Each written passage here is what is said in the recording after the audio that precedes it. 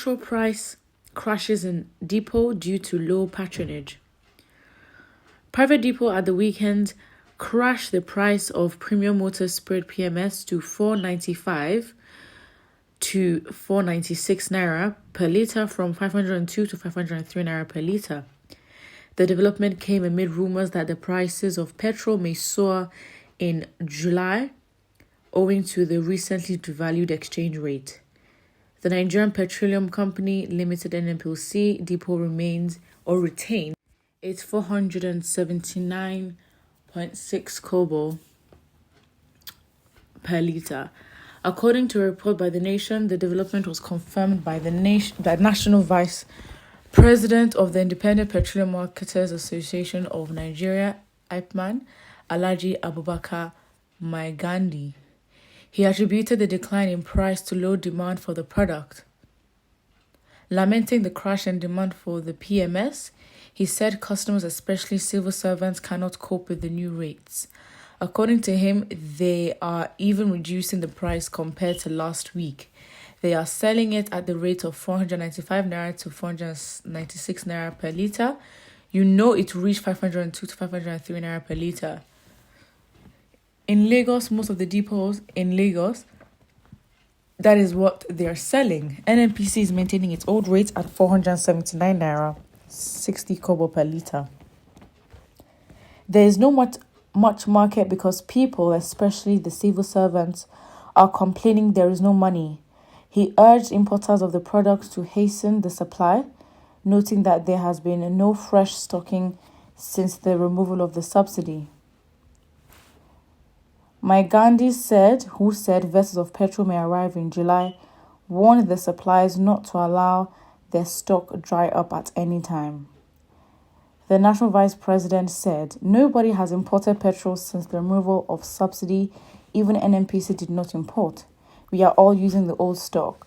But I know probably this month there will be new stock. If not, it may create scarcity. The government should not allow the fuel to get scarce. They should ensure they bring new stock. That is what we are expecting. The major oil marketers of Nigeria recently said the consumption of PMS has reduced by 20% from 66 million litres a day to just over 40 million litres a day. Its executive secretary, Clement Isong, said the adjustment of lifestyle due to the increased rates was accountable for the decline in demand. I mean, that is pretty obvious anyways. But the point is, I don't understand if there's a decline in demand due to the high price. Hello, it's not really hard or difficult to figure out. So yes, I think it's just very embarrassing. I mean, petrol and, its flow in the country has always been an issue, in spite of the government.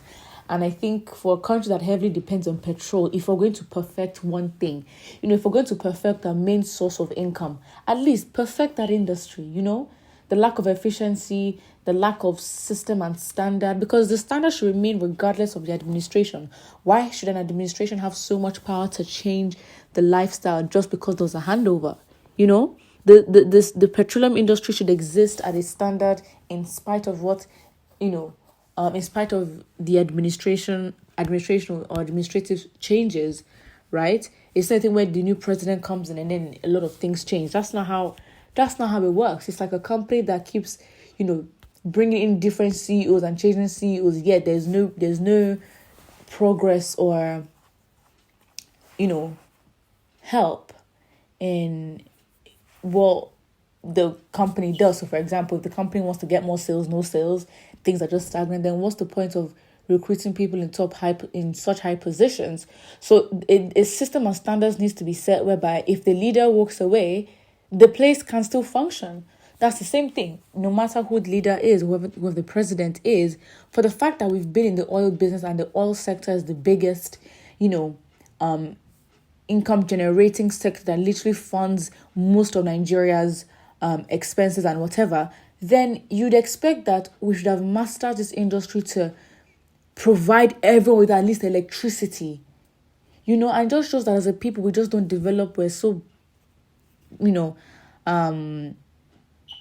absent-minded, we're not progressive, we regress with every new administration. So it's, as much as it's a new administration and everyone's blaming it on Tinubu, it's not necessarily a Tinubu issue, because the system itself does not allow for the petroleum industry to function by itself.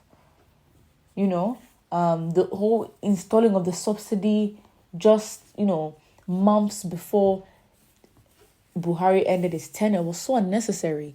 And the thing is, it's always an on and off thing with subsidy or no subsidy, and it's been different governments. And we've had this crisis so many times.